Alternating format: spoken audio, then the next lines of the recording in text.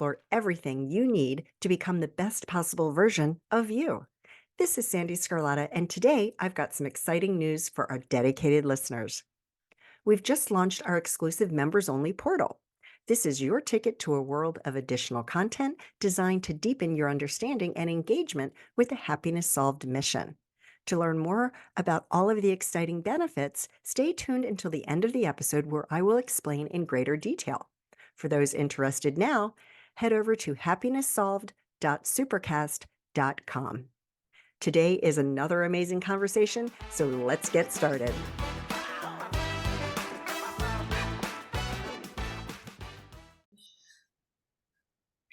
Dr. Robb Kelly, what a delight. You are like the 2 seconds that we had before I hit record. You are just so delightful. Thank you so much Thank for you, being Sandee. here. Of course. As soon as you said, listen, Sandee needs you on this time at this date, I'm like, hell yes, I'm on. Thank you. Thank you so much for being flexible with me. All right. So this is going to be an amazing conversation because you have your PhD and you're a sought after recovery expert who believes in treating the causes of addiction and not the symptoms. I love that. You've been all over television, lots of interviews. My goodness. First of all, where are you from? Because I love your accent, and I would guess it totally wrong. I would say Australia, but see, I'm probably wrong. Most people say that. Yeah. Hi, guys. Dr. Robb Kelly here. Great to see you. I'm from Manchester in England. Okay. And I've been over here 18 years now, 14 in Dallas, Texas, where I resided and I practiced there. And then San Antonio, Texas for the last 4 years, where we came to retire, but we never did. So yeah, here we are. There's no such, I mean, who wants to retire? If you're doing good work in the world, just, my gosh, what else are you going to do all day, right? I know. Well, my dad always said that the day you retire is the day you die. And I've seen that so many times. So, what's my job? Sat in front of a computer, speaking to people, maybe a couple of office visits, I do 4 hours a day. What's there to retire from? There's no things to retire from. Yeah, exactly. So what is your backstory? How did you get into the work that you do? And why did you specifically choose addiction and recovery? Great question. Well, I'm actually a recovered alcoholic and addict. Okay. So my alcoholism took everything away from me. My wife, my kids, my youngest one, 30 years on, still haven't seen since the age of 1. So yeah, I suffered badly growing up in Manchester. My first drink was at the age of 9 on a stage in Liverpool, playing with a musical family. And my alcoholism kicked off from there. The only unfortunate thing about alcoholism back in the 50s, 60s, 70s, and 80s is no medical person knew anything about it, and they still don't today. The neuroscience behind the addiction is mind-blowing, especially alcoholism is mind-blowing. It differs from drug addiction, and we'll get into that later. So yeah, I was homeless for 14 months. And you actually, not couch surfing, actually lived under trees and in bus shelters for 14 months and fought every day fighting to survive and money to get alcohol and stealing food and all that stuff. And on 7 times I tried to commit suicide, and on 2 occasions it worked. My heart stopped and the EMTs brought me back to life twice. So yeah, it was a horrible journey, and it's I wouldn't wish the journey on anybody, and I say but with experience and wisdom. On the streets for me, the 14 months on the streets was like a semester at Harvard University because of what I'd learned there. So people say today all the time, what do you know, Dr. Robb? Living in that big house, I've seen your cars you drive and stuff. What do you know? You've never been homeless. And I go, sit down, let me talk to you about that. You've never lost your kids. Sit down. You never stabbed your wife because she won't let you finish vodka. Sit down. I've been through all of that stuff, and it makes me the powerhouse I am today. It took me a long time to say that, by the way, guys. Don't tell that ego, take it confidence of walking with God and everything I do today. So yeah, that's kind of my backstory back home in Manchester, England. Whoa, powerful stuff. And thank you so much for being so transparent, because people need to hear that, right? I too had my own journey with addiction. And I became addicted to cocaine, and my life hit rock bottom back in January of 1990. So I'm coming up on 34 years. And yeah, it's an interesting thing. It's a very interesting journey. Um, and my brother was homeless for on and off for decades, and he's finally has been sober for about 4 years now, and he has his own Wow. place to live. And Mm. fortunately, where we live, there's programs, county programs, that really helped him take charge of his life. But Yeah. so yeah, I've seen that. I've seen that firsthand. I haven't experienced homelessness, and you know what? We all need to think that with a grain of salt, because it just takes one bad mistake to push you over the edge to being in that situation. It does, people say to me, God, I've never been homeless, thank God for that. And have you, haven't you though? Because living in the mental capacity that we were living in during our addiction, you're probably the loneliest person in the world. Just because you had a bed to go to or a couch to stay on doesn't mean you have the mentality of being abandoned. So Right. alcohol and drugs have 1% to do with alcoholism and addiction. That's the latest neuroscience that we have done over the last 15 years, find out what it's about. So we get abandoned on the streets. I was abandoned on the streets. No one would take my call. Nobody would speak to me. And the feeling, but I would have got that feeling in $1 million apartment. That's right. That feeling of neglect, of abandonment. Oh, he's done it again, you know. So when my kids were taken off me, I was living in a beautiful house, new Mercedes every 12 months. I was on six figures back in the 80s. But yeah, I was the loneliest person in the world and the saddest person in the world, and I didn't want to live anymore because I discovered one thing, Sandy, and that was it. I couldn't live with alcohol, and I couldn't live without it. That was the bottom line. And Right. alcohol was the most important thing. So when I went to my doctor and said, hey, da da da da, he says, oh, you're an alcoholic. I got a problem with that. First of all, alcoholism is the only self-diagnosed illness in the world. That's 10 right. DUIs do not make an alcoholic, warning from the doctor. That's So right. that was strike number one. Number two, he just said, try and stop drinking. Well, if you are a real alcoholic, not a heavy drinker or abuser, if you're a real alcoholic, that is impossible to do. And we'll get into it later about the three parts of the brain that tell us different to anybody else in the world why we do. So yeah, it's a rock bottom could be in $1 million house. That's right. That's right. And what people have to recognize is that, happiness comes from inside. It's not the external things, which is why I have this platform to let people know that it's a choice and you always have that choice. However, when you're dealing with alcoholism and addiction, it's much easier said than done. Why is that? Because people don't know what alcohol, let's just say alcoholism, we mean drug addiction as well.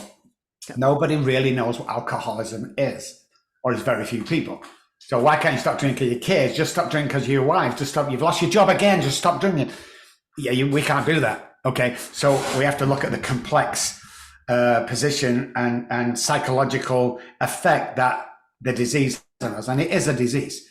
It's a biochemical reaction to the ethanol in alcohol is what it all kicks. Process of predisposition. Drug addiction is not, alcoholism is.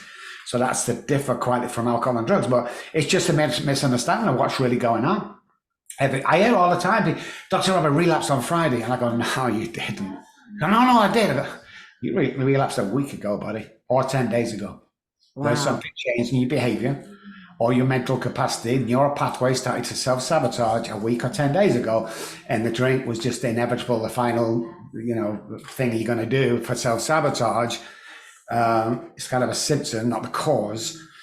So yeah, it's just very misunderstood. And when I get onto programs or I lecture at universities and hospitals about this, they are absolutely taken back with what I tell them. It's not about alcohol. It never was about the alcohol. So what is it then? And how can people recognize it if they're struggling with that? When I put alcohol into my body, I react a lot different to my neighbor. Okay, so Okay. let's look what happens. So if alcoholism is a predisposition, that means we're allergic to it. Alcoholism is the only allergy we get. You don't get allergy in drug addiction or food, cake, sex, porn. It's only alcoholism. So what happens is I'm predisposed to that from a family passed down. And when I first take the alcohol, it kicks off that.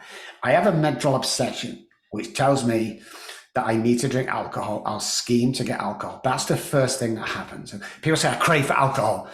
Well, if you've been sober for a couple of months, it's impossible. You can't crave for anything that's not already inside your body. So that's strike Okay. number one. So then what Okay. happens? The hypothalamus is part of the brain that's our survival instinct. Babies Mhm. have it from birth. They know they need to eat, they put the hand in the mouth or cry because the belly hurts and want to drink water. It's basic human needs. I have to drink water and eat food to survive. Everybody knows that. With alcoholics, what happens is the hypothalamus is great to start with, and through life it starts, and then you might be drinking, it still does its job, but all of a sudden, during that drinking career, the hypothalamus turns around and tells alcoholics to drink alcohol only. That's why we can go days or weeks without food or water. So we've got that going on. The basal ganglia, which is kind of our repetition, a pilot needs 10,000 hours in the air. That's the repetition we get. So when he finally is let out on his own, he can do it blindfolded almost because it's set in the brain of learning something. What happens with the alcoholic and the drug addict is there's a default. So if you can imagine a clock face, 10 after, everything's going good. We get the wife back, we get the job back, the car's okay. I get a promotion at work, and about 10 to the hour, bang, we self-sabotage for no reason at all. Like nobody can give me a reason. Yeah, it's big. No, it's an excuse. Give me a reason why you relapse. You can't do it because the two parts of the brain are telling us. Then the biggest gateway drug in the world is childhood trauma. And don't listen to therapists who tell you it's a plane crashing. No, this was part of my childhood trauma. How many times have I told you can't go to college, you're too stupid? That killed me on several occasions. So it distorts. So what we do is the amygdala draws, and the trauma is stored in our subconscious brain. So we're not aware of it every day, but the prefrontal cortex here, and this is the disease, part of it, whose only job is to come up with a solution as quick as it possibly can. The only problem is it doesn't have to be the right solution. So when this is crying out to drink, this thought pattern goes straight to the subconscious brain. A piece of crap will never be any good. Well, I'm an alcoholic anyway. What kind of father was you? And that's where the alcohol puts inside the body. But that happens weeks before. When the alcohol is inside the body, the brain and the prefrontal cortex has done its job. Now I get sick if I don't drink alcohol. So I have to continue to drink it, and I can't stop on my own. Three reasons I'll stop on my own: death, which I can't, twice it happened to me, being locked in prison, or being put in a treatment center and locked up. But apart from that, the treatment center industry is around 4 to 5% success rate, and 12-step groups are sitting at 2 to 3%. So what's going on? Stop teaching people to stop drinking and taking drugs. Not the problem. Mm-hmm. So what is the solution then? And the how solution, the solution is this: we have to change the way you think. We have to recircuit the brain away from self-sabotage, harm behavior, and we have to get rid of the childhood trauma and clear that up. We call it going back to the scene of the crime. Now that might be buried deep, but why does Jimmy hate Jimmy so much? While drinking, Jimmy can't look into the mirror. Why has Jimmy never been successful? And you find out that this learned behavior and enmeshment from caregivers, not their fault. I want to put that out there. Not their fault, because it's generational. Right. Learned behavior. My dad was strong and hit me, so I'll be strong and hit me. It's like the chain has to be broken somewhere. Right. So that's the deal. Then we have to look at behavior. Central nervous system is what's my reaction to certain things, and then we have to learn where's my relapse really, and what's going on really. And when you find out that, you can permanently, like me, recover from alcoholism and addiction. So I'm a recovered alcoholic. So the first thing people say to me is, A, you can't recover, and B, we're never cured of alcoholism.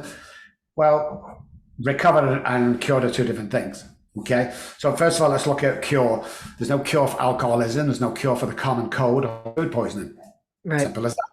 Right. Okay. So we can't do that. Recovered. Look in the Oxford English Dictionary, where that book, 6 of them went to Oxford University, they used the book. Recovered means to gain one's health, I'm no longer sick, and state of mind. Step 2, being restored to sanity. When I'm in that place, the compulsion to drink was taken away. I've completed my trauma, so I'm never going to go back and be that little scared kid, 9-year-old, looking for help or getting bullied or being told he was a piece of crap. Never going to go there again. So what happens then is the subconscious brain does not run the show anymore, where all the bad stuff's hidden. My conscious brain, which is where we get 24 hours at a time. It's not an AA thing, it goes way before that. If we live in 24 hours at a time, all of our decisions are correct. Tie that with the gut feeling. The gut feeling always right.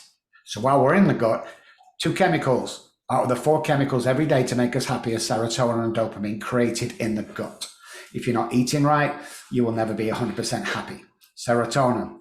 Now let's look at dopamine. The depression in America as a whole is classified of being, lack of serotonin, lack of dopamine. That's what it comes down to. So when you go to the doctor, you get SSRI. It's a serotonin it gives you to boost your mood back up, but then you're kind of dependent on that because it stops our normal serotonin. Why isn't anybody asking the question why my serotonin is low in the first place?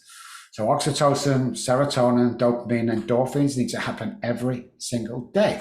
So with a mixture of all that gets to a place where you can be 100% you instead of running on a 45% you. And so what you're suggesting is that diet and what we put into our bodies, because if it's starting in the gut, or did I misunderstand that? Or no, it's right. And what we eat is so important. But I mean, you look. I mean, I love America. I've become a citizen about 2 years ago. I take it very seriously. But you got to look at the food source in America. So let's look at the worst ever. Let's look at McDonald's French fries. Okay, in England, there's 2 ingredients in McDonald's. 2 ingredients. In America, there's 27 ingredients. And one of those is sugar. Yeah, so most of our stuff is we get from the supermarket is sprayed in cornstarch and other likes to keep it preserved. They're dangerous to us. Oils that people use, or you get cooking oil, it's fresh oil, it's banana oil, it's a load of crap. That story comes from Rockefeller because he was big into oil and feeding the engines of the trains, and when they went away, they had to do something with it. So they convinced a health organization that they made up of their people that oil was good for cooking and stuff. You've got to look at the stuff we're putting in. So interestingly enough, people say, I've got inflammation on my knee. It's a family thing, got passed down. It's a generation. I've got bad heart. It's impossible to carry inflammation of the knee or heart problems down to your son. It's impossible. But what happens is a deficiency within our food source. So if father, was eating, let's say, cooking oil every day, frying his stuff in it, but the body can't metabolize or methylate that substance, then it causes a problem in the body. So that's what's passed down, not the actual injury. And the other thing we have to remember is the presence of oxygen equals the absence of disease. Every disease in our body, every inflammation, every depression, every cancers, everything is created in a hypoxic area of the body. Why is that? We only breathe 25% of our lung capacity. The body can't survive on that. The body becomes hypoxic and then we're open to diseases. The only reason you feel good when you go to the gym, okay? Not because of the workout. Nobody feels good just doing this. This is why you feel good. The breathing. It's the oxygen, and people kind of put this down. It's like, it's so important that you do your breath work every morning. Not your meditation breath work, that is good, but I'm talking about 10 deep, exaggerated breaths in. Because when you get the oxygen flowing, it's a different ballgame. Yeah. Well, as you know, we were supposed to meet last week, and my mother ended up in the hospital. And part of the reason, and it's so interesting because when I noticed that they had her on oxygen because she wasn't getting enough oxygen and it caused so many other problems, I can't tell you how many times since that day I have heard this same concept, and I never really put it together, right? Yeah. But that was part of the reason that she wasn't getting the oxygen. Yeah. And if we start that now, today, I give you 4 things before we finish, how you can change your life from tomorrow. But if we do the morning work, includes the oxygen, you'll feel healthy, you'll think clearer, your body will be able to protect yourself more because all the cells are running around with oxygen in them, not just 25% of your body. It's a game changer. It really is. Wow. That's incredible. Incredible. Thank you so much for that. What's the first thing they do, Sandy? You take you in an ambulance, put the oxygen on. What's the first thing they get in the hospital, put the oxygen on? Why do they do that? because we're lacking oxygen. It's one of the reasons no human Yeah. being wakes up laughing in the morning. It's lack of oxygen. So when we get up, when our Wow. body's gone into that REM sleep, it also repair time between the hours of 2 and 5. It's when most people die of natural causes because our body is at its lowest. So the oxygen is really low. So if you get up in the morning and you kind of stumble in a rat, stop. Do the 4 things I'm going to tell you to do. Get that breath work in and you will have a different day completely. Wow. Okay. So we've got breath work. And what's the second one? Okay, so get up in the morning, do them 10 exaggerated breaths in and out. Like as much as you can, do 10 of them in the morning. Hold on to something, you will get dizzy. If you don't, you're not doing it properly. Stumble into the bathroom after your breath work, you feel pretty good. So we're going to march into the bathroom. If you're a right-handed teeth brusher, I want you to do 1 week with your left, 1 week with your right. Do that for a month. We're changing neural pathways, okay? Right. The Yes. third most important thing is looking in the mirror and saying, I love you 10 times, eye to eye. Now, here's the case. Women do this a lot when they put the makeup on in the morning. They lean into the mirror and they see all the blemishes on them, and they go around that day with them blemishes on their minds. So they're pretty conscious about how they look. Stand 6 feet away from the mirror and the blemishes disappear. That's right. So we only see what other people see. So do your mirror work from there. I love you 10 times. No other affirmations. On your way out, make your bed. Boom. Your life will change from tomorrow. Believe me. Wow. That was so powerful. So the breath work, march into the bathroom, brush your teeth, alternate brushing your teeth, right hand, left hand. And that's so important because that's going to help your brain health too, right? Correct. And then you want to stand 6 feet back. So you're seeing what other people see. And you're going to say, I love you 10 times. And then you go make your bed. Love now, it. If you bake, bed is already made because you have a great wife or girlfriend or a great husband or boyfriend. The other thing you can add is compliment 3 people every day. Yes. Now, why is that important? Well, it releases dopamine to me and the person you are complimenting. So a lot of people say, well, it's not possible. Try this out, guys. Next time you're in a built-up area of people, okay, look, sneakers are always best. Look around, see somebody with nice sneakers on, and as you pass it and go, hey, man, nice sneakers. Hey, man, nice sneakers. 4 words. Hey, man, nice sneakers. He's going to go, oh, thanks, man. Watch him walk away. He's going to look down at his shoes at least twice. Yeah. Now you have made his day. So now he's in a great mood. He goes home to wife or girlfriend because he's in a good mood, she's in a good mood. Mother-in-law calls and it just goes on and on. That's the effect we can have on people. That's right. It's paying it forward. And I actually did that because I'm a talker. Like I talk to everybody, and I was on the train. I was traveling and I was on one of the trains that take you from terminal to terminal. And there was this couple in front of me and their shoes were so white, sneaky clean. And I looked at them and I was like, I said, how do you keep them so clean? And I'm like talking.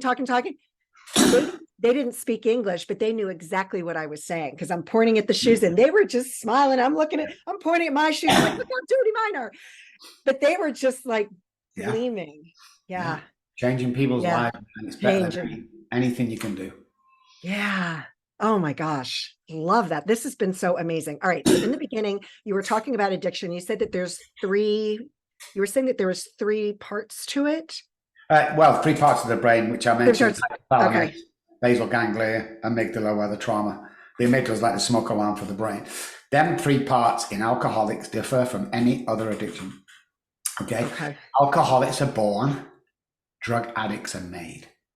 And people are blown away with that. They go, hey, it's all the same. It's not the same. I can fully attest to that. Yeah. It's true, Yeah.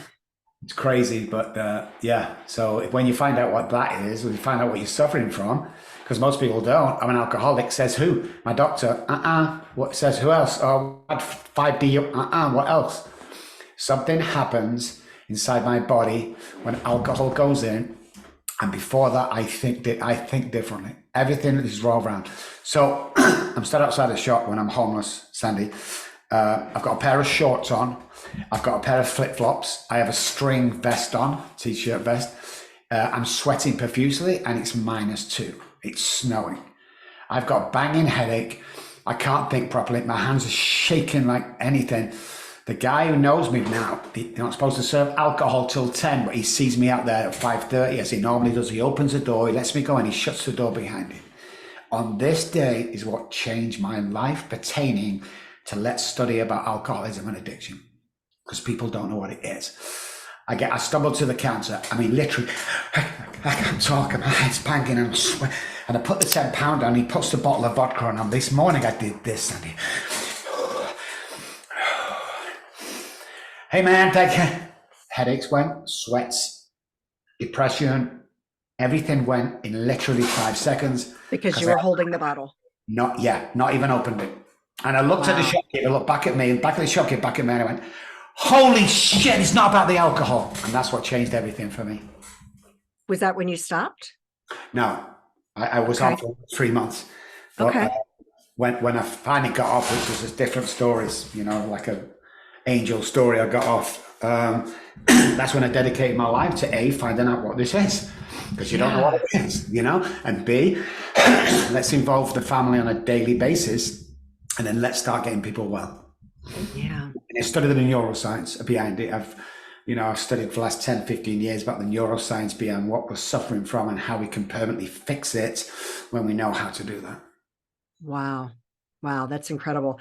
So what do you think about the use of psychedelics to help people recover from childhood trauma? Because I've heard that I've never tried it myself, but I've heard that has been very effective in helping people recover with their childhood trauma.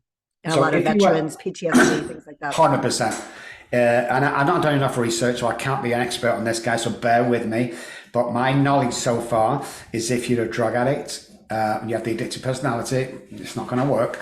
But the normal people suffering from childhood trauma and PTSD, it opens up the mind and the brain to get rid of that trauma from the past, and it's supposed to be very, very good. But I have no patients that do it. I know my patients that's been through, not all drug and alcoholics, just normal people want to better their lives. I think there's not enough research right now, medically, but I do think in the next 3 to 5 years, it will become the new phenomenon. Yeah. Well, and I do want to just throw out there, I have talked to a few people I've had 2 guests so far that's their life's mission, is working with people. And what I do know, that it's critical that it's done in a controlled environment. Yeah. Because if you're just sat at home thinking I'll turn some LSD to get my trauma out, you're lying to yourself, guys. Yeah, exactly. Exactly. This has been such an amazing, eye-opening conversation, Dr. Kelly, and thank you so much for joining me today. Is there anything else that you'd like to share before we finish up? Just on one thing I'd like to plug. I don't plug my business, my book. Don't find me if you need them, but I really want to plug the RobbKellyFoundation.org is the website. Okay. Help us help other people. And the difference between our foundation, which has only been going for about 3 months, is when you donate $100, and then we give $100 to help somebody, you will get a letter off that person thanking you for the $100 and telling you how they used that $100. So everything is managed and everything is all about loving each other. So you get a phone call off the guy going, hey, my name's Peter. You donated $100 to Robb Kelly Foundation. This is what I did with that $100. Thank you so much. I love that. I know. Oh my gosh, that is a beautiful thing. Yeah, and the rest, don't worry. I have enough money. I have enough patience. I'm all happy. Don't worry about the body. Yeah, that's nothing. I don't need all that stuff. Don't need any more patience, thank you. The foundation, I think we're going to make a difference to millions of people's lives. That's incredible. And thank you for that, because knowing that, I mean, that's why, you hear these stories of like Susan G. Komen Foundation, which started out as a great cause. And then you look at the bottom line and the CEO is making, $700,000-800,000 a year. I won't donate money to that cause. No, well, why would you? Why? We have 3 staff working on it, and they get paid from the Robb Kelly Group, or they get paid from the Neuro Hero, another stuff we have going. Nobody gets paid for the foundation. If you want to come in and work on a foundation, you're going to work free. Nobody gets anything from that. We don't take a dime. So, we get, 100,000, let's say, for instance. We can account for every single person that you will get a letter from that 100,000. We don't. Wow. We've seen it all.